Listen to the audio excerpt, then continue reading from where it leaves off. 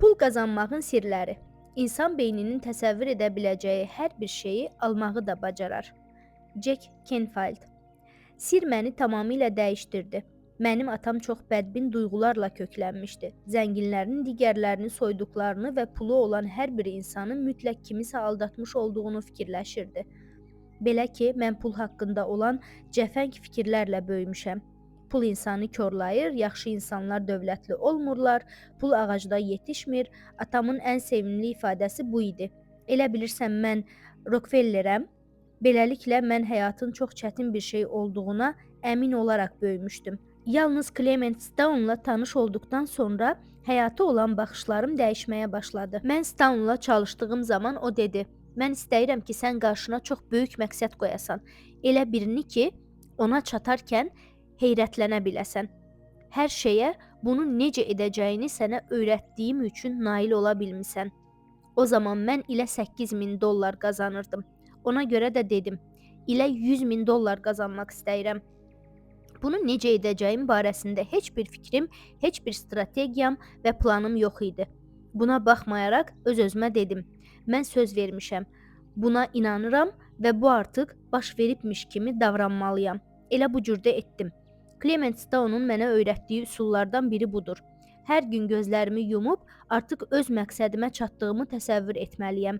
Mən $100.000 əskinazın rəsmini çəkib onu tavana asdım.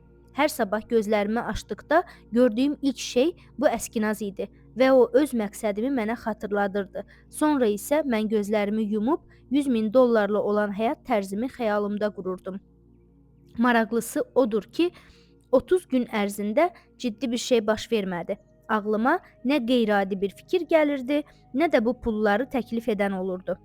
4-cü həftədə $100.000 qazanmaq üçün ağlıma gözlədiyim fikir gəldi. Mənim çap olunmamış bir kitabım var idi və mən belə düşündüm: əgər mən 25 sentdən kitabımı 400.000 nüsxə sata bilsəm, $100.000 yığaram. Bu kitab çoxdan yazılmışdı, amma onu çap edib pul qazanmağı heç düşünməmişdim. Sirlərdən biri də odur ki, ağlınıza ruhlandırıcı bir fikir gəldikdə ona inanmaq və arxasınca getmək lazımdır. Mən 400.000 nüsxəni necə satacağımı heç təsəvvür də edə bilmirdim. Sonra supermarketdə Milli Sorğu jurnalını gördüm. Mən onu orada milyon dəfə görmüşdüm. Lakin o hər dəfə ümumi fona qarışaraq diqqətimi çəkmirdi. Ancaq bu dəfə sanki o ön plana çıxmışdı. Mən fikirləşdim: əgər oxucular bu jurnalda mənim kitabım haqqında oxusaydılar, yəqin ki, onu oxumağa 400.000 nəfər tapılardı.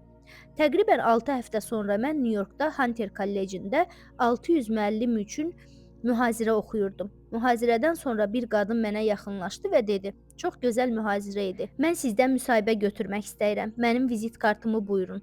Belə məlum oldu ki, o xanım həmin Milli Sorğu qəzeti üçün işləyən ştatdankənar əməkdaşdır.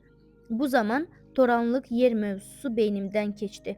Paho, qanun işlədi ki, məqalə çap olundu və kitabın satışı sürətlə artdı.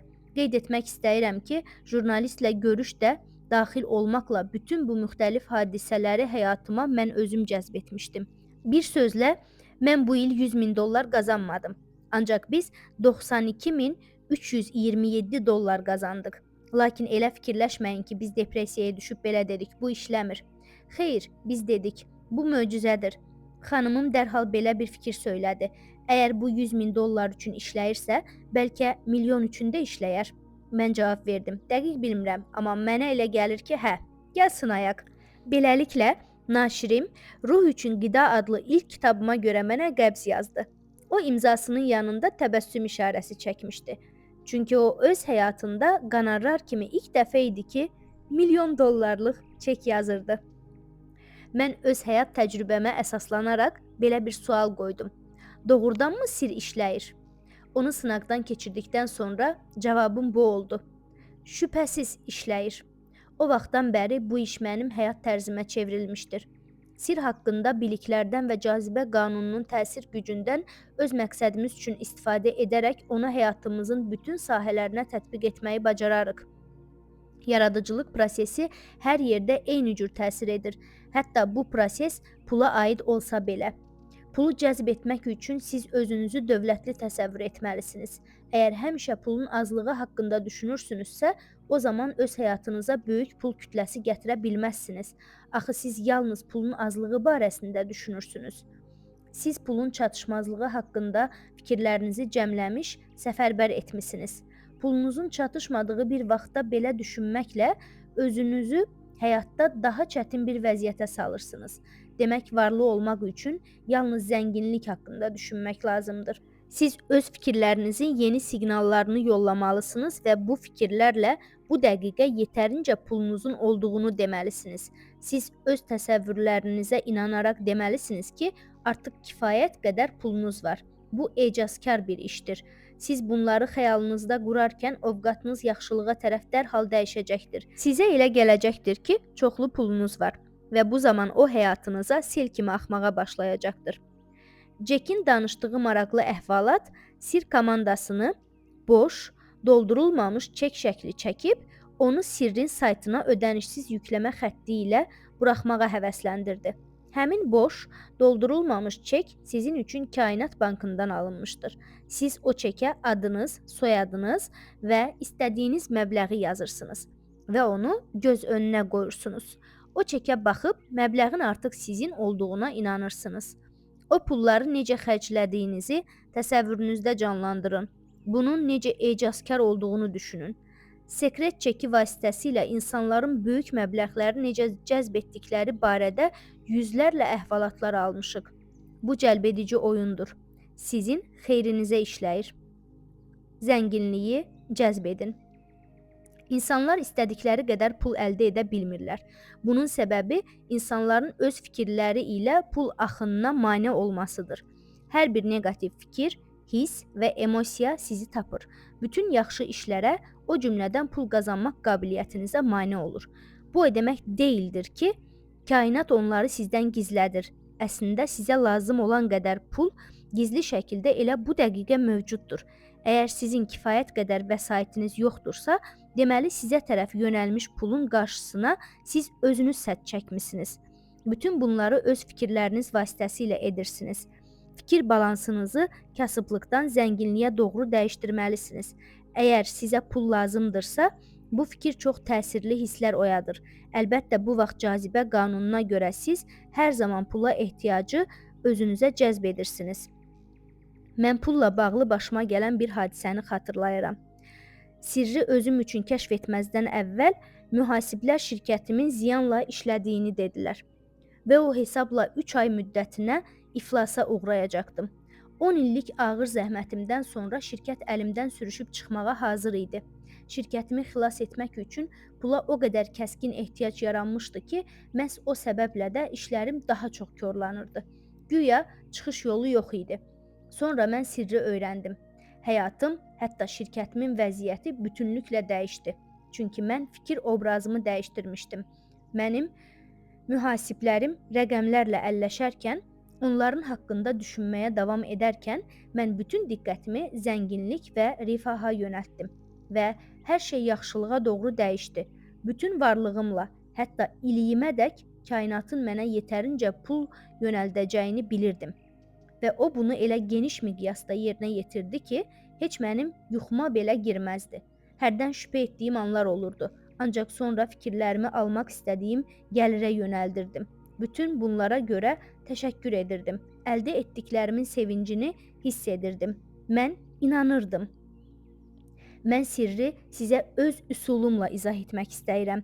Həyatda istədiyinizə çatmağın ən qısa yolu özünüzü bu dəqiqə xoşbəxt hiss etmək və xoşbəxt görməkdən ibarətdir. Bu, pulu almağın və istədiyiniz hər bir şeyi əldə etməyin ən qısa yoludur. Bütün diqqətinizi kainata sevinc və xoşbəxtlik dalğalarını şüalandırmaq üzərində toplayın. Beləliklə siz sevinc və xoşbəxtlik gətirən daha çox şeyləri özünüzə cəzb edəcəksiniz. Yalnız bollluq və maddi rifahı deyil, istədiyiniz hər bir şeyi. Arzu etdiyinizə çatmaq üçün siqnal göndərməyi bacarmalısınız. Əgər siz sevinc və səadəti şüalandıra bilsəniz, onlar sizə obrazlar şəklində və həyatınızda qazanacağınız təcrübələr kimi geri dönəcəkdir. Cazibə qanunu sizin məhrəm fikirləriniz və hisslərinizi əks etdirərək həyatınızı qurur. İnkişaf üzərində səfərbər olun. Dr. Joe Vitale. Mən bir çox insanın nə fikirləşdiyini bilirəm. Daha çox pulu həyatıma necə cəlb edə bilərəm? Daha çox göy əskinazları, daha çox var-dövləti və inkişafı necə əldə edə bilərəm? İşimi sevən bir şəxs kimi yalnız öz işimdən olan qazancımı və mövcud gəlirimin dərəcəsini anlayan insan kimi necə hərəkət etməli və kredit kartı ilə aldığım borcun altından necə çıxa bilərəm? Daha çox necə qazana bilərəm? Bunu öz məqsədinizə çevirin. Sirrin keçmiş fəsillərində danışdığımız mövzulara qayıdaq. Sizin vəzifəniz kainat kataloqundan almaq istədiyinizi seçməkdən ibarətdir. Əgər sizin istədiklərinizdən biri puldursa, nə qədər istədiyinizi deyin. Mən növbəti 30 gün ərzində 25.000 dollar gözlənilməz qazanc istəyirəm. Və ya öz istədiyiniz məbləği deyin. Siz özünüz buna inadla yanaşmalısınız. Əgər siz indiyədək yeganə pul mənbəyi kimi işinizi fikirləşirdinizsə, dərhal belə düşünməyə son qoyun. Siz anlayırsınızmı ki, belə fikirləşdiyiniz müddətdə bunlar artıq sizin həyat təcrübələrinizə çevrilməlidir. Çünki buna bənzər fikirlər sizə kömək etməz. Artıq zənginlik və rifah imkanlarının sizin üçün mümkünlüyü və bu pulların sizə necə gəlməsinin təyin edəcəyiniz iş olmadığı anlamına gəlib çıxmısınız. Vəzifəniz istəmək, istədiyinizi indi aldığınıza inanmaq və özünüzü xoşbəxt hiss etməkdir. Pulların sizə çatdırılması əziyyətini isə kainatın üzərinə qoyun. Bob Proctor: Çox insanın məqsədi borcdan qurtulmaqdır. Bu sizi daima borc içində saxlayacaqdır. Siz düşündüyünüzü cəzb edirsiniz, deyəcəksiniz, axı mən borcdan çıxmaq barəsində düşünürəm. Ondan çıxmaq və ya daha dərinə batmaq istəyinizin heç bir fərqi yoxdur. Borc haqqında düşünəcəyiniz müddətdə onu cəzb edirsiniz. Borcun avtomatik ödənilməsi proqramına yazılın və fikirlərinizi zənginlik üzərində toplayın. Əgər sizin bir yığın ödənilməmiş hesabınız qalıbsa və onları necə ödəyəcəyiniz haqqında təsəvvürünüz yoxdursa, diqqətinizi onlar üzərində toplamaq lazım deyil. Çünki bu zaman siz daha çox ödəniləcək hesablar cəzb edəcəksiniz. Bu borclara baxmayaraq siz düşüncələrinizi inkişaf üzərində səfərbər etməyin bir yolunu tapmalısınız. James Ray: İnsanlar dəfələrlə mənə deyiblər, gələn il büdcəmi 2 dəfə artırmaq istəyirəm. Ancaq onların fəaliyyətinə nəzər salarsak, bunun baş verməsi üçün heç bir addım atmadıklarını görərik. Dönüb dolaşıb yenə lazım olan anda deyirlər, bu mənim üçün mümkün deyil. Tapa bilirsinizmi, daha sonra nə baş verir? Arzunuz mənim üçün qanundur. Bir kərə də olsa ağzınızdan bu mənim üçün mümkün olmaz fikri çıxıbsa, hazırda bunu dəyişmək sizin ixtiyarınızdadır. Onu digər sözlərlə əvəz edin. Bu mənim üçün mümkündür. Mən bunu ala bilərəm. Özünüzdəki ilk 30 gün ərzində xoşunuza gələn hər bir şeyə bu mənim üçün mümkündür, bunu ala bilərəm deməyi öz məqsədinizə çevirin. Arzu etdiyiniz maşını görərkən deyin, mən bunu ala bilərəm. Xoşunuza gələn geyimləri görərkən, gözəl bir tətil haqqında düşünərkən deyin, bunların hamısı mənim üçün mümkündür. Əgər belə etsəniz, pula olan münasibətdə özünüzü daha yaxşı hiss edəcəksiniz. Bu əşyaların sizin üçün mümkünlüyünə əmin olmağa başladıqda, həyat təsəvvürləriniz də dəyişməyə başlayacaqdır. Liza Nikos: Əgər siz fikirlərinizi ehtiyac, çatışmazlıq üzərində cəmləyirsinizsə, bunu evdəkilərlə, dostlarınızla müzakirə edirsinizsə, uşaqlara pulunuzun çatmadığını, buna imkanımız çatmır, biz onu ala bilmərik deyirsinizsə, o zaman bu sizin üçün həmişə əlçatmaz olacaq. Çünki siz arzuladığınız əşyaların yoxluğunu cəzb edirsiniz. Siz əgər bolluq içərisində yaşamaq istəyirsinizsə, fikirlərinizi bolluq üzərində səfərbər edin, düşüncələrinizi inkişaf üzərində toplayın. Gözlə görünən zənginliyi yaradan mənəvi başlanğıc heç bir vaxt tükənmir. O daima sizinlədir. Ona olan tələbinizə və inamınıza hər zaman qarşılıq verir. Siz artıq sirrə yiyələnmisiniz və zəngin biri ilə qarşılaşdıqda onun zənginlik haqqında düşüncələrinin ehtiyacla bağlı fikirlərindən üstün olduğunu başa düşəcəksiniz. Belə insanlar pulu bilərəkdən və ya bilməyərəkdən özlərinə cəzb edirlər. Onlar fikirlərini zənginliyə səfərbər etmişlər. Kainat isə insanları, şəraiti və hadisələri onlara var-dövlət vermək üçün hərəkətə keçirmişdir. Onlardakı var-dövlətə siz də maliksiniz. Onların sizinlə yeganə fərqi, varlılar elə düşünürlər ki, pulu cəzb edə bilirlər. Sizin var-dövlətiniz də yaradılışın görünməz bir sahəsində gözləyir. Gerçəklikdə ona malik ola bilmək üçün var-dövlət haqqında düşünün. David Schirmer. Sir anlayışı ilə ilk dəfə tanış olduğum zaman mən hər gün poçtla ödəniləsi hesab bağlamaları alırdım. Fikirləşirdim, bunu necə dəyişə bilərəm? Cazibə qanunu bildirir. Fikirlərini nəyin üzərində səfərbər edəcəksənsə, onu da alacaqsan. Ona görə də mən bank hesabımdan çıxarış edib, oradakı qalıq məbləği yenisi ilə əvəz etdim. Ora, məhz hesabımda görmək istədiyim məbləğ qədər yazırdım. Belə fikirləşdim. Bəlkə poçt vasitəsilə mənə pul qəbzlərinin gəlməsini təsəvvür edim və sadəcə mənə gələn bir topa pul qəbzinin təxəyyülünü qurdum. Bir ay ərzində şərait dəyişməyə başladı. Möcüzədir. İndi poçt vasitəsilə pul qəbzləri alıram. Düzdür, hərdən ödəniş hesabları da olur, amma hər zaman üstünlüyü borc olmayan qəbzlər təşkil edir. Sir filmi ekranlara çıxdıqdan sonra biz yüzlərlə məktublar alırıq. Filmə baxdıqdan sonra gözlənilmədən pul çekləri aldıqlarını öz məktublarında bizə nağıl edirdilər. Bu, o zaman onların fikirlərinin Davidin hekayəti üzərində toplanıb və daima ürəklərinə saldıqları üçün baş verirdi və onlar bu çekləri cəzb edirdilər. Hesab bağlamalarına qarşı olan hisslərimi dəyişmək üçün beynimdə belə bir oyun qurdum. Mən indi özümü ödəniş hesablarının pul qəbzləri olduğuna inandırıram. Konverti açarkən sevincdən sanki uçuram və deyirəm, mənim pullarım, təşəkkür edirəm, çox sağ olun. Mən indi ödənilməli hesab kağızını götürürəm və pul qəbzi olduğunu təsəvvür edirəm. Daha sonra isə xəyalımda aldığım pulların daha çox olması üçün ora bir sıfır da əlavə edirəm. Bir bloknot tutub səhifənin yuxarı hissəsində yazmışam. Mən aldım. Ora ödəniş hesablarını bir sıfır da artırmaqla yazıram.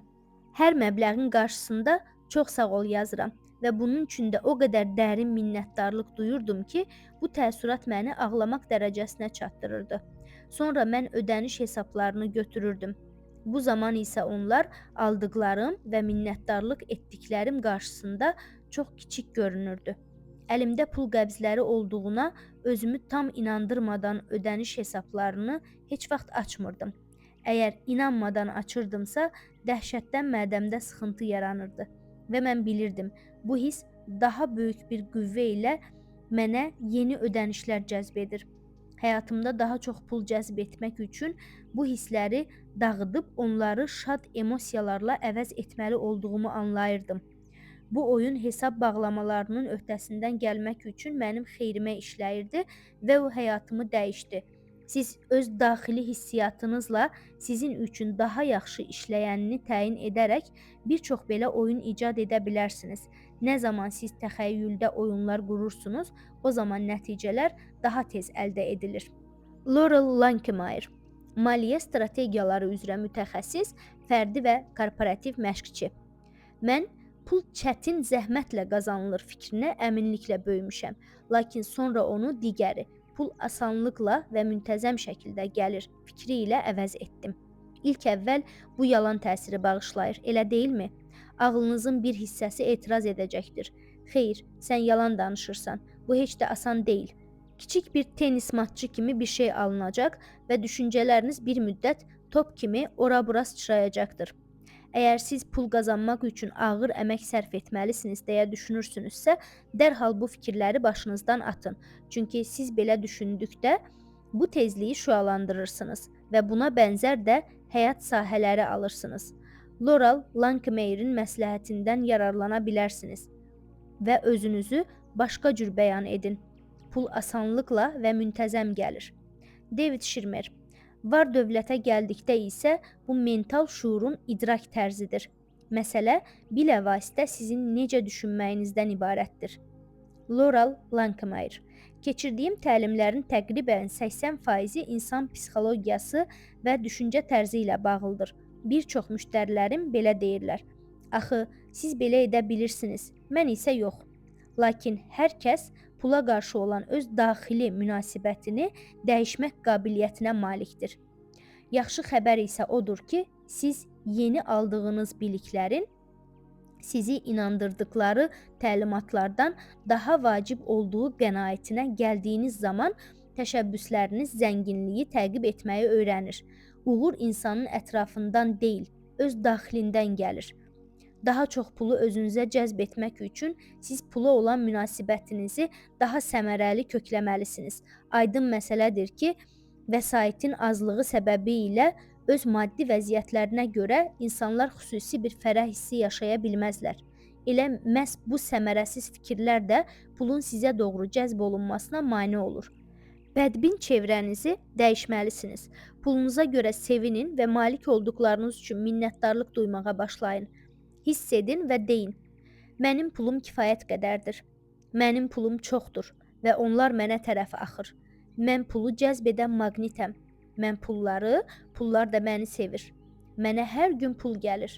Təşəkkür, təşəkkür, təşəkkür. Pulu könüllü verin ki, onu rahat alasınız. Vermək çox şeyə qadir olan fəaliyyətdir. O sizin həyatınıza daha çox pul gətirir. Çünki verdiyiniz zaman siz sanki deyirsiniz: mənim varımdır. Əgər planetin ən zəngin insanlarının böyük filantroplar olduğunu sizə desək, çətin ki, bu sizi çox təəccübləndirsin. Onlar böyük məbləğlərlə pul verirlər. Bu zaman isə kainat cazibə qanununa əsasən açılır və pul onlara geriyə su kimi axır. Bəlkə siz fikirləşirsiniz: mənim vermək üçün yetəri vəsaitim yoxdur. Bax budur. İndi pulunuzun olmaması səbəbini yəqin ki anladınız. Vermək üçün yetəri qədər vəsaitinizin olmadığını fikirləşdiyiniz zaman sadəcə verməyə başlayın. Siz hədiyyə verməklə səxavət nümayiş etdirirsiniz. Bununla da cazibə qanunu sizin üçün daha çox vermək imkanını yaradacaqdır. Könüllü və könülsüz vermək arasında böyük fərq vardır. Könüllü, sizi gözəl hisslərlə təmin edən ürəklə veriləndir. Ancaq könülsüz, məcburi veriləni isə yox. Bu iki şeyi qarışdırmayın. Bunlar bir-birinə bütünlüklə ziddir. Biri çatmır, digəri isə artıqlamasıyladır siqnalını verir. Biri sevinç gətirir, digəri isə əksinə. Məcburiyyət öz-özlüyündə məyusluq və qəzəb doğurur. Bütün qəlbinizlə könüllü hədiyyə vermək isə sizə daha çox sevinç gətirən hərəkətlərdən biridir. Cazibə qanunu da bu siqnalı tutaraq həyatınıza daha çox yaxşılıqlar gətirəcəkdir. Fərqi duyun. James Ray: mən böyük pullar qazanan bir çox insanın öz şəxsi talelərindən razı olmadıklarının şahidi olmuşam. Deməli, bu da hələ tam müvəffəqiyyət demək deyil. Siz də pula doğru can atıb dövlətlənə bilərsiniz. Lakin bu, müvəffəqiyyət əldə edəcəyiniz anlamına gəlmir. Mən pulun müvəffəqiyyətin bir hissəsi olmadığını demək istəmirəm.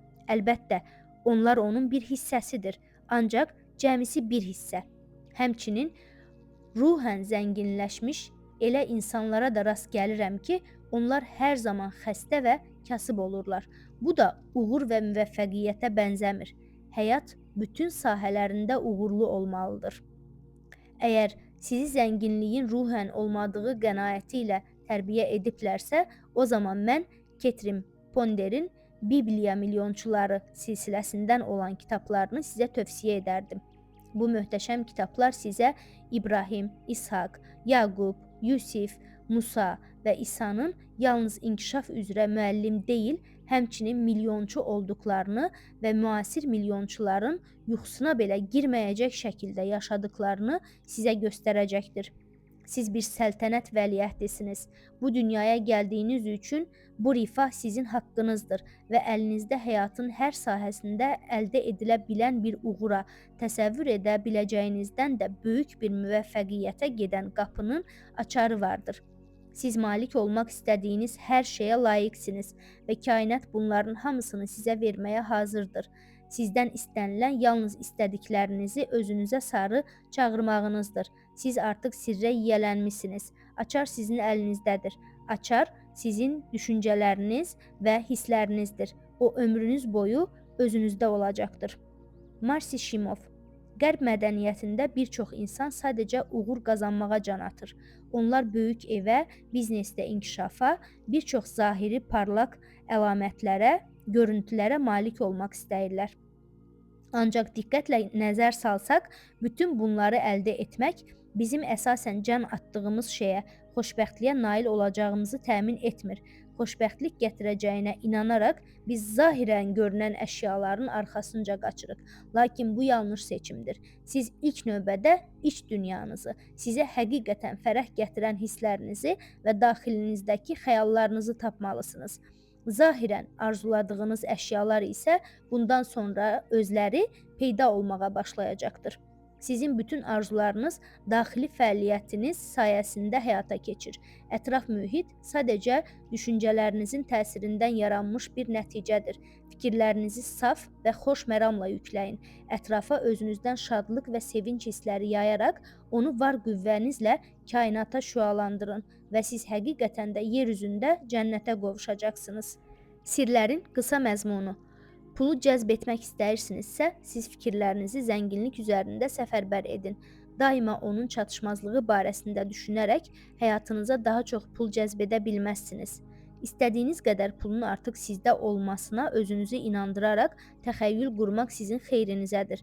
Zənginlik oyunu oynayın və bu zaman maliyyəyə olan münasibətdə özünüzü daha yaxşı hiss edəcəksiniz. Xoş ovqatla köklənən zaman isə həyatınıza daha çox pul gəlməyə başlayacaqdır. Özünüzü elə bu dəqiqə xoşbəxt hiss etmək həyatınıza pul cəzb etməyin ən asan üsuludur. Xoşunuza gələn hər bir şeyə baxarkən belə düşünməyi adət halına gətirin. Mənim buna imkanım çatır. Bunu almaq üçün mənim pulum var. Öz düşüncə tərzinizi dəyişin və maliyyə sahəsinə qarşı hissləriniz yaxşılaşacaqdır. Pulu ürək açıqlığı ilə verin ki, onu həyatınıza daha çox cəzb edə biləsiniz. Səxavətli olduğunuz zaman özünüzü yaxşı hiss edirsiniz. Pullarla bölüşürsünüz və sanki deyirsiniz, mənim varımdır. Poçtunuza gələn pul qəbzlərinin təxəyyülünü qurun. Düşüncə balansınızı zənginliyə yönəldin. Rifah haqqında düşünün. Münasibətlərin sirri. Mary Diamond, Feng Shui üzrə məsləhətçi, mürəbbi və mühazirəçi. Sir bizim kainatın yaradıcısı olduğumuzu və arzuladığımız hər bir arzunu həyata keçirə biləcəyimizi bəyan edir. Bizim arzularımız, düşüncə və hisslərimiz çox mühümdür. Axı onlar həyata keçəcəkdir. Bir dəfə mən çox məşhur prodüserin studiyalarından birinin art direktorunun evinə getmişdim. Onun hər divarında yarıçılpaq qadınların çox gözəl təsvirləri asılmışdı. Onlar sanki tamaşaçıya arxalarını dönüb bütün görüntüləri ilə deyirdilər. Mən sizə tərəf heç baxmıram da. Mən prodüserə dedim. Mənə elə gəlir ki, sizin şəxsi həyatınızda problemləriniz var. Siz falçısınız, o təəccübləndi. Xeyr, lakin baxın, sizi rədd edən qadınlar təsəvvür olunmuş 7 rəsminiz var. Axı bu rəsmlər mənim xoşuma gəlir, deyə etiraz etdi. Onları mən özüm çəkmişəm. Bu daha da pis. Çünki siz öz aradıcı enerjinizi onlara vermisiniz. O nailiyyətli, yaraşıqlı insan idi. İşi ilə əlaqəli ətrafında çoxlu gözəl aktrisalar vardı. Amma yalnız idi. Siz nə istəyirsiniz? Mən ondan soruşdum. Həftədə 3 dəfə müxtəlif qadınla görüşmək istəyərdim. O zaman bunu çəkin. Özünüzü 3 qadınla təsvir edin və divara asın. 6 aydan sonra görüş zamanı şəxsi həyatı ilə maraqlandım. Sevgi həyatınız necədir? Çox yaxşı. Qadınlar zəng edib görüş təyin edirlər. Çünki siz bunu arzuladınız. Mən özümü çox gözəl hiss edirəm. Mən illərlə bir görüşə belə nail ola bilmirdim, amma indi hər həftəyə 3 görüşüm var. Mənə görə onlar mübarizə aparırlar. Lap yaxşı dedim. Əslində mən sabitlik istəyirəm deyə o etiraf etdi. Evlənmək, ailə qurmaq, romantika istəyirəm. O zaman bunun təsvirini çəkin, deyə təklif etdim. O öz rəsmlərində gözəl romantik münasibətləri təcəssüm etdi və bir ildən sonra evləndi və xoşbəxt yaşadı. Bütün bunlar başqa bir arzunu ifadə etdiyi üçün baş tutdu. Uzun illər idi ki, o bunu istəyirdi, lakin onun arzusunun gerçəkləşməsinə şərait yol vermirdi. Bu insanın zahiri səviyyəsi burada onun evi arzularının qarşısına daima sədd çəkirdi. Əgər artıq bu məlumatları mənimsəyə bilmisinizsə, onlardan zövq almağa başlayın. Mary Diamond və müştərisi haqqında olan əhvalat Feng Shui'un sirrin qavranılmasına necə təsir etdiyini çox gözəl təsviridir. Bu əhvalat onlardan istifadə edə bildiyimiz zaman düşüncələrimizin gücünü göstərən hər bir fəaliyyətimizin önündə onun haqqında olan fikirlərimiz durmalıdır. Sözlərimizi, hisslərimizi və fəaliyyətimizi düşüncələrimiz qurur. Hərəkətlərimizin səbəbkarı düşüncələrimiz olduğu üçün onlar xüsusi əhəmiyyət daşıyır. Biz öz məhrəm düşüncələrimizi anlamaya bilərik, lakin öz fəaliyyət sahəmizə nəzər salaraq onları aydın görə bilərik. Prodüserin əhvalatı zamanı qəhrəmanımızın məhrəm fikirləri onun evini necə döşəməsində özünü əks etdirmişdi. O ondan üz çevirən qadınların rəsmini çəkmişdi. Onun buradakı məhrəm düşüncələrinin nə olduğunu anladınızmı? O hər nə qədər bir çox qadınla görüşmək istədiyini desə belə, onun məxfi qalan fikirləri təsvirlərdə heç də bunları əks etdirmirdi. Öz hərəkətlərini şuurlu surətdə dəyişmək qərarı onun fikirlərinin həqiqətən istədikləri üzərində səfərbər olmasına sövq etdi. Sadə bir dəyişiklik. O öz həyatının təsvirini cıza bildi və cazibə qanununun yardımı ilə onun gerçək olması üçün çağırdı. Nəyisə həyatınıza cəzb etmək qərarını verdiyiniz zaman hərəkətlərinizin arzularınıza qarşı gəlmədiyinə əmin olun. Sir filmində çəkilən mütəfəkkirlərdən Mike Dooley möcüzələrin cəzb edilməsi və kainatın idarə edilməsi audio kursunda möhtəşəm nümunələrdən birini göstərmişdir. O, ideal kişi cəzb etməyi arzulayan bir qadın haqqında əhvalat danışmışdı. Qadın hər şeyi düzgün edirdi. İstəklisinin bütün keyfiyyətləri haqqında ətraflı siyahı tutmuşdu. Necə görünməli olduğunu özünə tam aydınlaşdırmışdı. Lakin bütün cəhdlərə baxmayaraq hələ də üfüqdə heç bir kişi yox idi. Bir dəfə bu qadın avtomobilini qaraja salarkən qəfil hər şey ona aydın olur. Onun arzusuna öz hərəkətləri mane olurdu. Çünki o maşını qarajın tən ortasında saxlayırdı.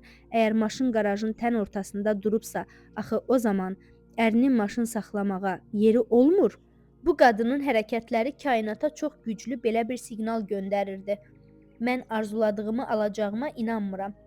Ona görə də o, ləngimədən qarajı təmizləyib, maşını yan tərəfdə saxladı və öz ideal kişisinin maşını üçün yer ayırdı. Sonra bu qadın öz yataq otağına gedərək dolu olan paltar dolabını açdı. Orada da arzuladığı kişinin paltarları üçün yer yox idi. O öz paltarlarını bir tərəfə yığaraq digər hissəni də onun üçün saxladı. O daima çarpayının ortasında yatırdı. İndi isə bir tərəfdə əri üçün yer ayıraraq o öz yarısına keçib orada yatmağa başladı. Qadın öz əhvalatını Mike Dooley'ə şam yeməyi zamanı danışıbmış və artıq onun yanında isə öz idealındakı insan oturmuşdu. Bütün bu qüdrətli addımları atdıqdan və sanki arzuladığını artıq əldə edibmiş kimi davrandıqdan sonra həmin insan onun həyatında peyda oldu və indi onlar nigah bağlayaraq çox xoşbəxt idilər. Elə davran ki, sanki mövzusuna aid başqa bir misal da Sir filminin direktoru olan bacım Glenda ilə baş vermişdi. O, Avstraliyada yaşayırdı, ancaq ştatlara köçüb mənimlə birgə bizim ABŞ-dakı ofisimizdə işləmək istəyirdi. Glenda sirri çox gözəl bilirdi və öz arzusunu gerçəkləşdirmək üçün hər şeyi doğru edirdi. Lakin aylar keçir və o hələ də Avstraliyada qalmışdı. Glenda öz hərəkətlərini gözdən keçirərək hər şeyi başa düşdü. O öz istədiyinə sanki çatıbmış kimi davranmır. Bu zaman daha güclü olan hərəkətlər etməyə qərar verdi. O həyatını sanki köçməyə hazırlaşırmış kimi təşkil etməyə başladı. O bütün klublardan çıxdı. Amerikada ona lazım olmayan əşyaları payladı. Digərlərini isə çamadanlara yığdı. Artıq 4 həftədən sonra Glenda ABŞ-da yaşayır və bizim ofisdə işləyirdi. Öz arzularınız haqqında düşünün, hərəkətlərinizin də onları əks etdirərək istəklərinizə qarşı gəlmədiyinə əmin olun. Elə davranın ki, sanki arzuladığınızı elə indicə alırsınız. Əgər onu bugün alsaydınız, nə edərdinizsə onu edin. Çox böyük təsir edici qüvvəyə malik olan gözləyişinizi əks etdirən addımlar atmağı qərarlaşdırın. Arzuladığınızı yerləşdirmək üçün məkan ayırın və siz özünüzdən bu gözləyişi güclü bir siqnal kimi göndərəcəksiniz. Sizin vəzifəniz bu sizsiniz. Liza Nichols. Şəxsi həyatınızda insanlarla münasibətlərdə bura daxil olan tərəfləri anlamaq çox vacibdir. Burada mən yalnız sizin tərəf müqabiliniz haqqında danışmıram. İlk növbədə siz özünüzü anlamalı, dərk etməlisiniz. James Ray, əgər öz varlığınızdan həzz almırsınızsa, digər birinin sizinlə ünsiyyətindən zövq almağını necə gözləyə bilərsiniz? Cazibə qanunu və ya başqa adıyla sirr eyni şeyləri davamlı şəkildə həyatınıza gətirəcəkdir. Siz bunu qavramalısınız. Bu sualın cavabını ciddi düşünün. Siz özünüz digərlərindən gözlədiyiniz münasibəti özünüzə göstərirsinizmi? Əgər başqalarından özünə qarşı gözlədiyiniz münasibəti siz özünüzə göstərmirsinizsə, o zaman heç vaxt dəyişikliyə nail ola bilməzsiniz. Sizin hərəkətləriniz xüsusi güclə sarılmış düşüncələrinizdir. Əgər özünüzə hörmət və sevgi ilə yanaşmırsınızsa, o zaman vacib olmadığınızı və yaxşılıqlara layiq olmadığınız kimi bir ismarıc göndərirsiniz. Bu ismarıc gedəcəkdir və sizin üçün daha pis olan insanlarla qarşılaşacaqsınız. İnsanlar sadəcə nəticələrdir, səbəb isə sizin düşüncələrinizdir. Özünüzə sevgi və hörmətlə yanaşmağa başlayın. Yeni bir ismarıc göndərin və yeni tezliyə köklənin. O zaman cazibə qanunu kainatı yeniləyəcəkdir və həyatınız sizi sevən və sizə hörmət edən insanlarla dolacaqdır. Bir çox insanlar yaxşılıq niyyəti ilə özlərini başqaları üçün qurban verir. Bu yanlışdır. Özünü qurban vermək yalnız həyati nemətlərin çatışmazlığı düşüncəsinə əsaslanır. Siz sanki deyirsiniz, yaxşı şeylər hər kəsə çatmaz. Mən belə də keçinərəm. Bu isə nikbin hisslər doğurmur. Nəticə etibarilə qanqaraçılığa və küskünlüyə gətirib çıxarır. Bolluq hər kəs üçün mümkündür və hər bir kəs arzularının gerçəkləşməsinə görə özü cavabdehdir. Siz başqa bir insanın arzusunu gerçəkləşdirə bilməzsiniz. Çünki siz onun yerinə nə düşünə, nə də hiss edə bilərsiniz. Sizin vəzifəniz sizsiniz. Siz əgər xoş ovqatı və şəxsi xoşbəxtliyinizi özünüz üçün birinci edə bilsəniz, o zaman sizdən şüalanan o gözəl dalğa sizin hər bir əzizinizə toxunacaqdır. Dr. John Gray, öz probleminizi özünüz həll edəcəksiniz. Barmağınızı kiməsə tuşlayıb deməyin, sən mənə borclusan. Bunun əvəzinə siz özünüzə daha çox verməyə çalışın. Özünüzə vaxt ayırın, özünüzü bütünlüklə təmin edin. Yalnız o zaman tam təmin olunduqdan sonra artıqlarını verməyə başlayın. Sevgi almaq üçün özünüzü onunla elə doldurun ki, sevgini cəzb edən bir maqnitə çevriləsiniz. Bizlərdən çoxumuza özümüzü ən sona saxlamağı öyrədiblər. Bu səbəblə də yaxşıya haqqımızın olmadığı hisslərini daima həyatımıza çəkmişik. Biz bu zaman özümüzü daha ləyaqətsiz və alçaldılmış kimi hiss etməyə zorlayan hadisələri cəzb edəcəyik. Lakin siz belə bir düşüncə tərzini dəyişməlisiniz. Şübhəsiz, özünüzə daha çox sevgi ayırmaq fikri bir çoxlarına mərhəmətdən uzaq kimi görünəcəkdir. Bir tərəfdən də yanaşa bilərik. O zaman biz öz qayğına qal ifadəsinin Allahın ehkamı olduğunu bildiririk. Əslində isə bu öz-özlüyündə yaxınlarına qayğı göstərmək anlamına gəlir. Özünüzü tam təmin etmədiyiniz müddətdə başqalarına verməyə heç nəyiniz yoxdur. Ona görə də ilk növbədə öz qayğına qalmaq, öz xoşbəxtliyini düşünmək lazımdır. Qoy başqa insanlar öz qeydlərinə özləri qalsınlar.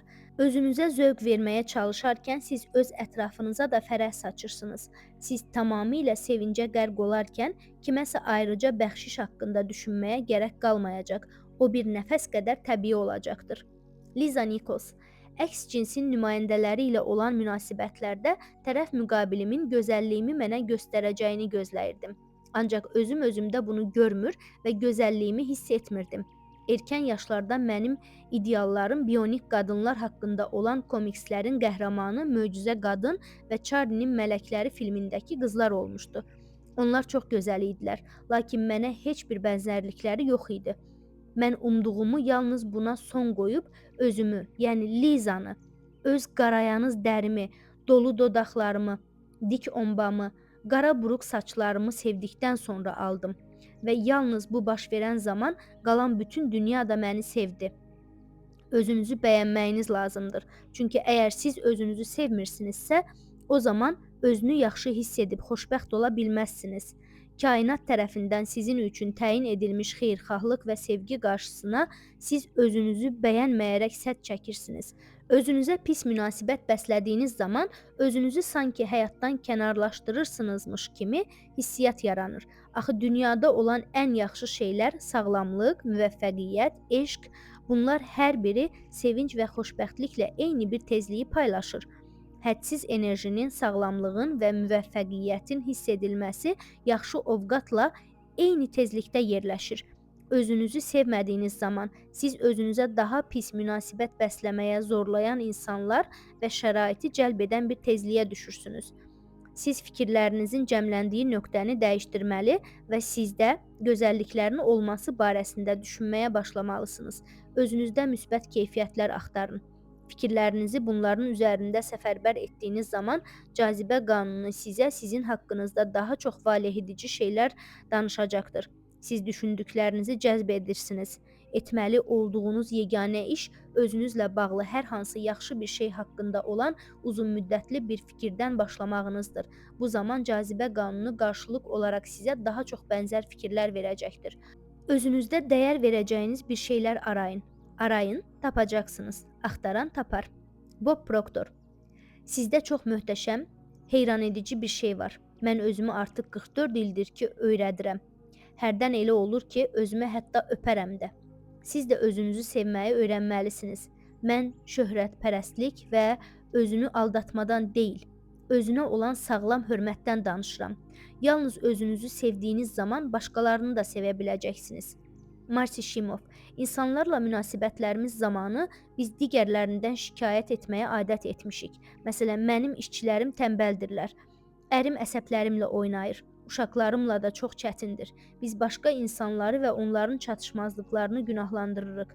Lakin əsl müntəzəm münasibətlər üçün fikirlərimizi bu insanlarda olan bizi qıcıqlandıran keyfiyyətlər deyil, qiymətləndirdiklərimiz üzərində səfərbər etməliyik. Axı biz nədənsə narazı olduğumuz zaman onu daha çox alırıq. Hətta sizin münasibətlərinizdəki dönəm əgər həqiqətən də çətindirsə, işləriniz pis gedirsə, yola getmirsinizsə, bir-birinizdən uzaqlaşırsınızsa belə bunları dəyişə bilərsiniz. Bir vərəq götürün və 30 gün ərzində bu insanda dəyər verdiyiniz hər bir şeyi oraya qeyd edin. Onu sevməyə nə qədər səbəbiniz olduğunu bir düşünün. Ola bilər ki, siz onun yumor hissinə heyransınız və ya sizə göstərdiyi dəstəyə görə ona minnətdarsınız. O zaman aşkar edəcəksiniz ki, onun məziyyətləri və müsbət keyfiyyətləri üzərində səfərbər olduqca xoş anlar daha çox baş verməyə başlayır. Problemlər isə özü-özünə yox olub gedir. Liza Nikos. Siz bəzən öz xoşbəxtliyinizə görə cavabdehliyi başqalarının üzərinə atırsınız. Lakin onlar sizi istədiyiniz kimi xoşbəxt etməyə müəssər olmurlar. Niyə belə olur? Çünki yalnız bir şəxs sizi səadət və sevinclə təmin edə bilər. Bu sizsiniz. Hətta valideynləriniz, övladlarınız, həyat yoldaşınız belə sizə xoşbəxtlik vermək iqtidarında deyil. Onlar yalnız onu sizinlə bölüşə bilərlər. Sevincinizin başlanğıc nöqtəsi sizin içinizdədir. Sizin bütün sevinciniz tezliklərdən ən yüksəyi və ən güclüsü olan sevgi tezliyində yerləşir. Sevgini əldə saxlamaq mümkün deyil. Onu yalnız öz qəlbinlə hiss edə bilərsən. Bu varlığın və həyatın xüsusi bir halıdır. Siz sevginin təzahürlərini digər insanlarda görürsünüz. Lakin sevgi bir hissdir. Deməli, onu həyatınızda yaratmağa və dalğalandırmağa yalnız sizin gücünüz yetər. Sizin sevgi şüalandırmaq istedadınız isə hədsizdir. Bundan əlavə, bu zaman siz kainatla tam ahəng yaradırsınız. Beləliklə, nəyisə sevə bilirsinizsə, sevin. Sevə bildiyiniz hər bir kəsi sevin. Sevimli insanlar və əşyalarınız üzərində fikirlərinizi cəmləyin. Sevgini duyun və sevgi hisslərinin sizə dalğa-dalğa necə gəldiyini anlayacaqsınız. Cazibə qanunu mütləq sizə sevdiyiniz şeylərdən daha artıq göndərəcəkdir. Onlar siz sevgi şüalandırdığınız zaman yaranacaqdır. Bunları sanki kainat özü sizin üçün edir. Sizə çox gözəl əşyalar verir, çox yaxşı insanlarla qarşılaşdırır. Əslində isə bu doğrudan da belədir. Sirlərin qısa məzmunu. Əgər siz lazımi münasibətləri cəzb etmək istəyirsinizsə, fikirlərinizin, sözlərinizin, hərəkətlərinizin və çevrənizin sizin arzunuza qarşı olmadığına əmin olun. Sizin vəzifəniz sizsiniz. Özünüzü tam təmin etmədiyiniz müddətdə başqalarına verməyə heç nəyiniz yoxdur. Özünüzə sevgi və hörmətlə yanaşın. Bu vaxt sizi sevən və hörmət bəsləyən insanları özünüzə cəzb edəcəksiniz. Özünüzə qarşı pis münasibət bəslədiyiniz zaman sevginin qarşısına sərhəd çəkmiş olursunuz və bu vaxt sizi özünüzə qarşı pis münasibətə təhrik edən insanları və hadisələri daha çox cəzb edirsiniz. Fikirlərinizi özünüzdə dəyər verdiyiniz cəhətlər üzərində səfərbər edin və cazibə qanunu sizi öz gözünüzdə böyüdəcək, daha mühüm şeylər cəzb edəcəkdir. Münasibətlərinizi yoluna qoymaq üçün digər insanın çatışmazlıqları üzərində deyil, dəyər verdiyiniz keyfiyyətləri üzərində durun. Nə zaman ki, siz onun müsbət keyfiyyətləri barəsində fikirlərinizə daha çox yer ayıracaqsınız, o zaman bunu sizə daha çox göstərən hadisələrlə qarşılaşacaqsınız. Sir sağlamlıq üçün. Dr. Kan Hakelin, kvant fizikası üzrə mütəxəssis və politoloq. Bizim bədənimiz həqiqətən düşüncələrimizin nəticəsidir. Tibb elmi bədənimizin fiziki vəziyyətinə, quruluşuna və funksiyalarına, düşüncə və emosiyalarımızın təbii fəaliyyətinin hansı dərəcədə və necə təsir etdiyini ancaq indi dərindən izah etməyə başlayır. Dr. Kan Demartini. Həkim təcrübəsində plasebo təsiri adlanan bir üsul var. Plasebo insan orqanizminə heç bir təsiri olmayan bir həbdir. Sanki kiçik bir konfet kimi. Siz xəstəyə bunun həddən artıq təsirli dərman olduğunu deyirsiniz və plasebo həqiqətən hərdən həmin xəstəyə əsl dərman kimi və ya ondan daha güclü təsir göstərir. Aşkar edilmişdir ki, müalicə prosesində insan əqli bəzən hər hansı bir dərmandan daha çox iş görən, çox vacib müalicə funksiyasını yerinə yetirir. Artıq sirrin böyüklüyünün miqyasını anladıqdan sonra siz sağlamlıq da daxil olmaqla insan həyatının bəzi məqamlarının əsl mahiyyətini daha aydın görməyə başlayacaqsınız. Plasebo effekti güclü fenomendir. Pasiyentlər həqiqətən də bu həbin dərman olduğunu düşünür və onun təsir gücünə inanırlar. Bu zaman onlar inandıkları dərmanı qəbul etdikləri üçün sağalırlar. Dr. Ken Demartini. Əgər bir şəxs xəstə vəziyyətdədirsə, o zaman onun şuurunda bu xəstəliyi törədən səbəbləri tədqiq edərək dərmansız alternativ müalicə üsulundan istifadə edə bilərsiniz. Lakin onun vəziyyəti ölüm gətirə biləcək qədər ciddidirsə, bu zaman onun düşüncələrini araşdırarkən tibbin geniş imkanlarından da istifadə etmək müdriklik olar. Beləliklə, tibbi inkar etməyin. Müalicənin hər bir üsulunun öz yeri var. Əqlin yardımı, yəni sirrin bilgiləri ilə tibb elmi həmahəng işləyə bilər. Sizdə güclü ağrı varsa, dərman ağrını götürməyə kömək edərək fikirlərinizi sağlamlıq üzərində səfərbərliyə almağınıza şərait yaradacaqdır. Hər bir insan kamil sağlamlıq barəsində öz çevrəsindən asılı olmayaraq hər zaman düşünə bilər. Liza Nikos. Kainat bolluq nümunəsidir. Əsil dəfinədir. Siz kainatın zənginliyini özünüz üçün qavradığınız zaman təəccüb, sevinc, xoşbəxtlik və sizə aid olan kamil can sağlığı, müvəffəqiyyət və rahatlıq həyat fəaliyyətinizə müncər ediləcəkdir. Lakin siz kainata öz bədbin düşüncələrinizlə bağlanırsınızsa, xəstələnəcəksiniz, canınız ağrıyacaqdır. Sizin hər bir gününüz dözülməz ağrılarla keçəcəkdir. Dr. Ben Johnson, həkim, yazıcı və enerji ilə müalicə həkimi. Minlərlə xəstəlik və diaqnozlar mövcuddur. Onlar yalnız orqanizmin ən zəif nöqtəsində üzə çıxır. Bütün xəstəliklər məhz stressin nəticəsidir. Siz əgər bir sistemi artıq streslə yükləsəniz, bu zaman onu yaradan zəncirlərdən biri öz zəif yerindən mütləq qırılacaqdır. Hər bir əsəb sarsıntısı bir bədbin fikirdən başlayır. Bir pis fikir isə hiss edilmədən gedir. Ardınca buna bənzər düşüncələr stres başlanana dək günbəgün artır. Stres nəticə hesab olunur. Səbəb isə xırda bir pis fikirdir. İndiyədək hansı bədbin hadisələri cəzb etdiyiniz vacib deyil. Siz bugün xırda nikbin bir fikirlə bütün bunları dəyişə bilərsiniz. Dr. Ken Demartini. Fiziologiyamızda xəstəliklə əlaqədar baş verən dəyişiklik həyatı yetərincə sevmədiyimizə, naşükürlük etdiyimizə görə orqanizmimizdə balansın pozulduğunu bizə bildirən bir əlamətdir. Deməli, bədənimizdə baş verən xəstəlik bir o qədər də qorxulu deyilmiş. Demartini həyatımızda bütün neqativlərin necə olmasından asılı olmayaraq sevgi və minnətdarlığın onu həll edəcəyini bildirir. Sevgi və minnətdarlıq dənizləri aralayıb dağları yerindən oynadıb xəstəlikləri sağaldaraq möcüzələr yarada bilər. Michael Bernard Beckwith bu sualı dəfələrlə soruşurlar. Əgər insan öz vücudunda hər hansı bir xəstəlik, yaxud həyatında bəzi xoşagəlməzlikləri aşkarlayıbsa, doğru düşüncə tərzinin gücü ilə bütün bunların hamısını dəyişə bilərmi? Cavab var, bəli. Yaxşı dərman gülüşdür. Katie Goodman. Şəxsi əhvalat. Mənə döş xərçəngi diaqnozu qoyulmuşdu. Mən bütün qəlbimlə, varlığımla tam sağaldığıma inandım. Mən hər gün deyirdim, sağaldığım üçün şükür edirəm. Mən bunu günlərlə təkrarladım. Sağaldığıma görə təşəkkür edirəm.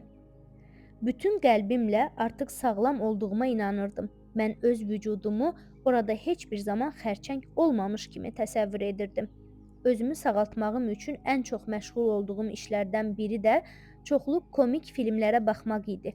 Etdiyim yeganə iş gülmək, gülmək və yenə də gülmək idi. Ən xırda gərginliyi belə həyatıma buraxa bilməzdim.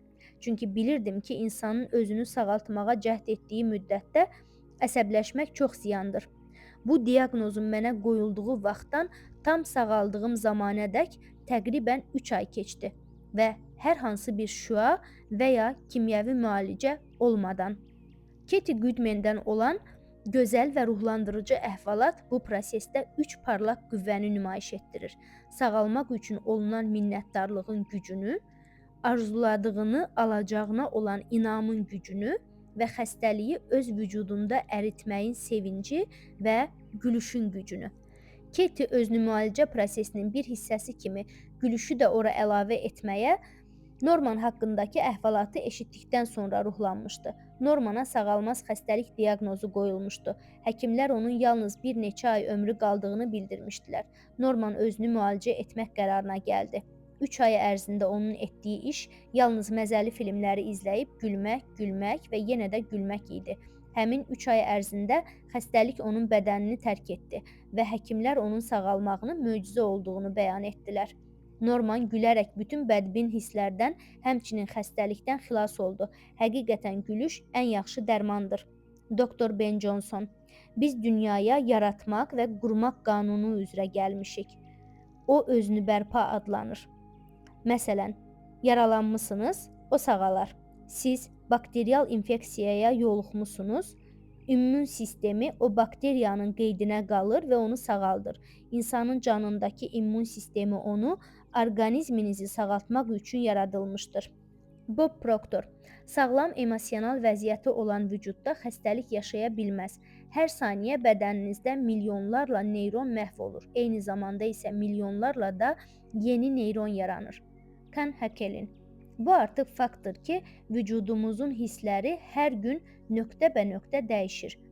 Bir hissəsi bir neçə aya, digər bir hissəsi isə bir neçə ilə yenilənir.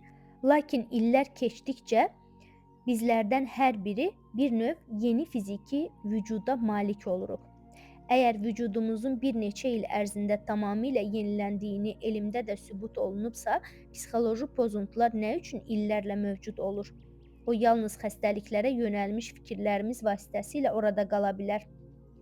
Mükəmməllik haqqında düşünün. Mükəmməllik haqqında düşünün. Xoşniyyətli, şənovqatlı insanın vücudunda xəstəlik uzun müddət mövcud ola bilməz. Hər zaman kamilliyin mövcud olduğunu nəzərə alın. Fikirlərinizi kamillik məqamı üzərində toplayın və siz mütləq onu özünüzə tərəf çəkəcəksiniz. Natamam düşüncələr bütün bəşəriyyət problemlərinin xəstəlik də daxil olmaqla yoxsulluq və bədbəxtliklərin səbəbidir. Biz bədbin düşüncələrə daldığımız zaman özümüzü haqqımız olan mirasdan məhrum edirik.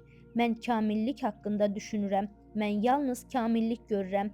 Mən özüm mükəmmələm kimi düşüncələrə yönəlin və bunu özünüzə bəyan edin.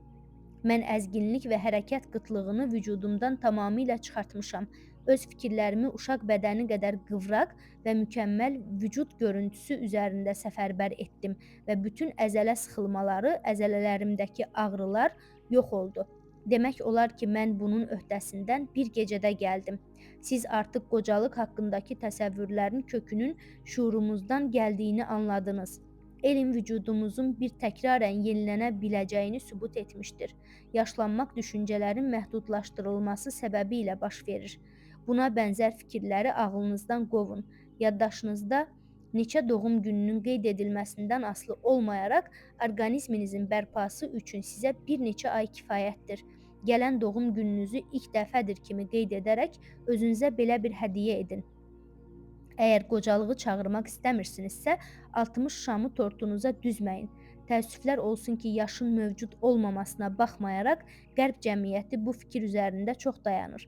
Siz mükəmməl sağlamlığa, mükəmməl vücuda, ideal çəkiyə, daimi gəncliyə gedən yolu tapa bilərsiniz. Siz onu gerçəkliyə, kamillik haqqında olan ardıcıl düşüncələriniz sayəsində gətirməyi bacararsınız. Bob Proctor: Əgər siz xəstəsinizsə, onun üzərində fikirlərinizi səfərbər edirsinizsə, insanlarla bunun haqqında danışırsınızsa, o zaman daha çox hüceyrəniz zədələnəcəkdir. Tamamilə sağlam bir vücuda malik olduğunuzu düşünün. Xəstəliklərlə isə qoyun həkim maraqlansın. Xəstələndikləri zaman insanların ən çox etdikləri iş bütün günü bu barədə danışmaqdır. Əslində onlar bütün zamanlarını bu barədə düşünərək keçirdikləri üçün öz düşüncələrini hərəkətə keçirirlər. Xırda bir nasazlıq hiss edirsinizsə, bu barədə danışmayın. Bilin ki, xəstəlik sizin düşüncələrinizdən doğmuşdur. Odur ki, siz daha çox mən özümü çox yaxşı hiss edirəm deyə təkrarlayaraq bunu hiss etməyə çalışmalısınız. Əgər özünüzü elə də yaxşı hiss etmirsinizsə və kimsə sizdən sağlamlığınız barəsində soruşursa, şikayətlənməyin, şükr edin. Bu insanın sualı şükr etməyi yadınıza salır. Onunla istəkləriniz barədə söhbət edin. Xəstəlik haqqında düşünməsəniz, onu tuta bilməzsiniz. Ona yoluxmaq fikirlərini götür-qoy etdikcə xəstəliyi özünüzə sarı çəkirsiniz. Digər insanların öz xəstəlikləri barəsində etdikləri söhbətlərə hətta qulaq asarkən belə siz xəstəliyi çağırmış olursunuz. Onları dinlədiyiniz zaman fikrinizi oraya yönəldib xəstəlik üzərində toplayırsınız və beləliklə onu istəmiş olursunuz. Bu şəkildə onlara da kömək edə bilərsiniz. Çünki xəstəliklərinə daha çox mənfi enerji yükləmiş olursunuz. Həqiqətən kömək etmək istəyirsinizsə, söhbəti yaxşılıq mövzularına gətirin. Bunu bacara bilmirsinizsə, öz yolunuzla gedin. Oradan uzaqlaşandan sonra düşüncə və hisslərin var gücü ilə həmin adamı sağlam təsəvvür edin. Liza Nikos: Məsələn, sizin 2 nəfər xəstə tanışınız vardır. Fərz edin ki, onlardan biri nikbin hadisələr haqqında düşünməyi özünə söz vermişdir. O sağlam olacağı haqqında ümidlərlə yaşayır və hər səbəblə minnətdarlıq və təşəkkür etməyin sevincini seçir. Eyni diaqnozda yatan ikinci xəstə isə daha çox öz ağrıları, əzabları haqqında düşünür və sanki dərd hamısı mənimdir kimi düşüncələri seçir. Bob Doyle: İnsanlar bütün diqqətini özləri bilmədən yanlış təsəvvürlər və fikirlər üzərində topladıkları zaman öz problemlərini əbədiləşdirirlər. Onlar öz diqqətini xəstəlik haqqında təsəvvürlərdən ayırıb sağlamlığa gətirməsələr, şəfa tapmayacaqlar. Çünki cazibə qanunu belədir. Bacardığımız qədər gəlin daha ciddi şəkildə yadda saxlayaq ki, hər bir pis fikrin özü daxilimizə düşən bir xəstəlikdir. Şən düşüncələr sanki uğurlu kimyəvi müalicənin əhəmiyyətini ifadə edir. O gümrah, sağlam insan canının təminatçısıdır. Əsəbilik və neqativ düşüncələr insanın orqanizminə və beyninin fəaliyyətinə çox böyük ziyan vurur. Çünki vücudumuzu daima düşüncələrimiz və hisslərimiz toparlayır, təşkil edir və yenidən yaradır. Öz bədəniniz üçün artıq nələri gerçəkləşdirdiyinizin heç bir əhəmiyyəti yoxdur. Siz hər şeyi daxilən və zahirən dəyişə bilərsiniz. Şən və firavan həyat haqqında düşünməyə və xoşbəxt olmağa başlayın. Xoşbəxtlik varlığın özlüyünü təşkil edən duyğudur. Sizin barmağınız xoşbəxtlik duyumu düyməsi üzərindədir. Onu elə indi sıxın və ətrafınızda nə baş verməsindən asılı olmayaraq əlinizi onun üzərindən çəkməyin. Ben Johnson: Siz fizioloji stresi içinizdən çıxarın və o öz işini görəcəkdir. Özünüzü yenidən bərpa edəcəksiniz. Sizə xəstəlikdən azad olmaq üçün savaşmaq lazım deyil. Özünüzü neqativ düşüncələrdən uzaq tutun və öz təbii halı ilə sağlamlığın vücudunuza daxil olmasına izin verin. Michael Bernard Beckwith. Mən böyrəklərin yenidən bərpa olunduğunu, öz-özünə yox olub gedən xərçəngi görmüşəm. Mən görmə qabiliyyətinin necə yaxşılaşıb geri döndüyünün şahidi olmuşam. Sirri açmazdan 3 il əvvəl mən oxu üçün eynəkdən istifadə edirdim. Bir axşam əsrlərdən qalan sir biliklərini araşdırarkən eynəyimi axtarmağa başladım. Yerimdən ayağa durdum. Nə etdiyimin fərqinə vardığım zaman sanki məni ildırım çarpdı. Mən yaş ötdükcə görmə qabiliyyətimin pozulduğu haqqında cəmiyyət arasında çox eşitmişdim. Yaş ötdükcə görmə qabiliyyətinin pozulacağı fikrini qəbul etmişdim. Onu özümə cəzb etmişdim. Öz düşüncələrim vasitəsilə həyatıma çağırdığım hər bir şeyi yenə də dəyişmək iqtidarında olduğumu bilirdim. Ona görə də ləngimədən mən 21 yaşımdakı kimi dəqiq və aydın gördüyümü təsəvvür etməyə başladım. Mən qaranlıq restoranlarda, təyyarədə, öz kompüterimin arxasında asan və əziyyətsiz kitab oxuduğumu təsəvvür etdim və dönə-dönə təkrarladım. Mən yaxşı görürəm, mən gözəl görürəm, mən gördüyüm üçün minnətdarlıq duyurdum və bundan təsirlənirdim. 3 gün ərzində görmə qabiliyyətim bərpa oldu və indiyədək oxu üçün eynəkdən istifadə etmirəm. Mən əla görürəm. Mən bunu sirrin müəllimlərindən olan Dr. Ben Johnsona danışdıqda o məndən soruşdu. 3 gün ərzində eynəkdən qurtulduğun üçün gözlərinlə nə baş verdiyini anladınmı? Mən cavab verdim. Allaha çox şükürlər ki, xeyr. Yalnız mən bunu tez etməli olduğumu bilirdim. Hərdən informasiya nə qədər az olsa, bir o qədər yaxşıdır. Johnson sağalmaz xəstəliyi öz vücudundan çıxarmışdı. Bunun üçün də mənim görmə qabiliyyətimin geri qayıtması onun möcüzəvi əhvalatı qarşısında çox aciz qalırdı. Mən əslində görmə qabiliyyətimin bir gecədə qayıdacağını güman etmişdim. Odur ki, 3 gün mənim anlayışımda möcüzə deyildi. Yadda saxlayın, zaman və həcm kainatda mövcud deyil. Ağır xəstəliyi sağaltmaq, xırda bir sızanağı sağaltmaq qədər asandır. Bənzər proseslərdir. Fərq yalnız bizim idrakımızdadır. Beləliklə, əgər siz hansısa bir xəstəliyi cəzb etmisinizsə, onu öz idrakınızda sızanaq həcmi tək kiçildin. Fikirlərinizi kamil sağlamlıq üzərində səfərbər edin. Sağalmaz, dərd yoxdur. Ken Demartini. Mən həmişə deyirəm, sağalmaz, daxildən sağalan mənasını daşıyır. Mən sağalmaz dərdin olmadığını bilirəm və buna inanıram. Bəzən sağalmaz adlananlar belə sağalmışdır. Yaratdığım bu dünyada sağalmayan heç nə mövcud deyil.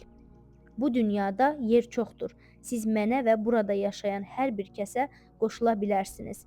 Bu, hər gün möcüzələr baş verən bir dünyadır. Bolluq dünyasıdır. Bütün gözəlliklər bu dəqiqə orada mövcuddur. Cənnətə bənzəyir, elə deyilmi? Ancaq elədir ki, var. Michael Bernard Beckwith. Siz həyatınızı dəyişə və özünüzə şəfa verə bilərsiniz. Morris Goodman, yazıcı və beynəlxalq səviyyədə mühazirəçi. Mənim əhvalatım 1981-ci il 10 martdan başlayır. Həmin gün həyatım həqiqətən tamamilə dəyişdi. O mənim heç bir zaman unuda bilməyəcəyim bir günə çevrildi. Mən təyyarə qəzasına uğradım və tamamilə iflic olaraq xəstəxanaya düşdüm. Onurğa sütunum əzilmişdi. Mən 1-ci və 2-ci boyun fəqərəsini qırmışdım. Hətta udmaq refleksimi belə itirmişdim. Mən nə yeyə, nə də içə bilirdim. Diafraqmam möhkəm zədələndiyi üçün nəfəs belə ala bilmirdim. Bacardığım yeganə şey yalnız gözlərimi qırpmaq idi. Təbii ki, həkimlər mənim ömrüm boyu dincələn, barsız ağac olacağımı söylədilər. Onlar mənə belə bir diaqnoz qoydular, lakin onların nə düşündükləri mənim üçün heç bir önəm daşımırdı. Əsas olan mənim nə düşündüyüm idi. Mən özümü normal və bu xəstəxanadan uzaqlaşan bir şəxs kimi təsəvvür edirdim. Xəstəxanada işlədə bildiyim yeganə şey mənim əqlim idi və əgər əqliniz yerindədirsə, o zaman hər şeyi geriyə, öz yerinə qoya bilərsiniz. Məni tənəffüs aparatına bağlamışdılar və bir daha onun köməyi olmadan nəfəs ala bilməyəcəyimi söyləyirdilər. Çünki diafraqmam tamamilə dağılmışdı, lakin içimdən gələn zəif bir səs mənə deyirdi: "Dərindən nəfəs al, dərindən nəfəs al." Və nəhayət o gün gəldi ki, sinəmdən aparatı götürdülər. Həkimlər bu barədə heç bir izahat verə bilmədilər. Bu müddət ərzində məni məqsədimdən yayındıran hər hansı bir şeyin ağlıma gəlməsinə və təsəvvür etdiklərimdən ayırmasına imkan vermirdim. Məqsədim Milad bayramında xəstəxanadan çıxmaq idi və mən bunun öhdəsindən gəldim. Mən öz 2 ayağım üzərində xəstəxanadan çıxdım. Hər kəs bunun qeyri-mümkün olduğunu söyləyirdi. O günü mən heç bir zaman unutmayacağam. Hazırda xəstə yatan insanlara yaşamış olduğum təcrübəni ifadə edən, hər bir insanın həyata nəyə qadir olduğunu anladan 6 söz demək istəyirdim. İnsan daha çox düşündüyü şeyə çevrilir. Morris Goodman daha çox möcüzə adam kimi tanınır. Biz bu əhvalatı sirr üçün insan əqlinin ölçüyə sığmayan gücünü və hədsiz potensialını nümayiş etdirdiyinə görə seçdik. Morris öz gücünə bələd idi. Bu düşünməyə qərar verdiyi şeyi gerçəkləşdirə biləcək güc idi. Hər şey mümkündür. Morris əhvalatı minlərlə insanı yenidən düşünməyə, təxəyyül qurmağa və onları sağlamlığa gedən yolu duymaq üçün ruhlandırdı. O öz həyatındakı ən bədbəxt hadisəni ən möhtəşəm bəxşişə çevirdi. Sirr filmi ekranlara çıxdıqdan sonra insanların onu izləyərək hər cür xəstəliklərin onların canından çıxması barəsində bizə göndərdikləri ecazkar əhvalatlarla dolu məktublar içərisində sanki itib batmışdıq. Siz inandıqdan sonra hər şey mümkündür. Sağlamlıq mövzusunu mən Dr. Ben Johnsonun parlaq fikirləri ilə yekunlaşdırmaq istərdim. Biz indi enerji təbabəti əsrinə daxil oluruq. Kainatda hər bir şey öz tezliyinə malikdir. Bu zaman sizin edə biləcəyiniz yeganə iş tezliyinizi dəyişmək və ya əks tezliyi yaratmağınızdır. Dünyada hər şey dəyişmək bu qədər asandır. İstər xəstəlik olsun, istər emosional problem və ya digər bir şey. Bu çox möhtəşəmdir. Bu bizim indiyədək qarşılaşdığımız ən möhtəşəm faktdır. Sirlərin qısa məzmunu.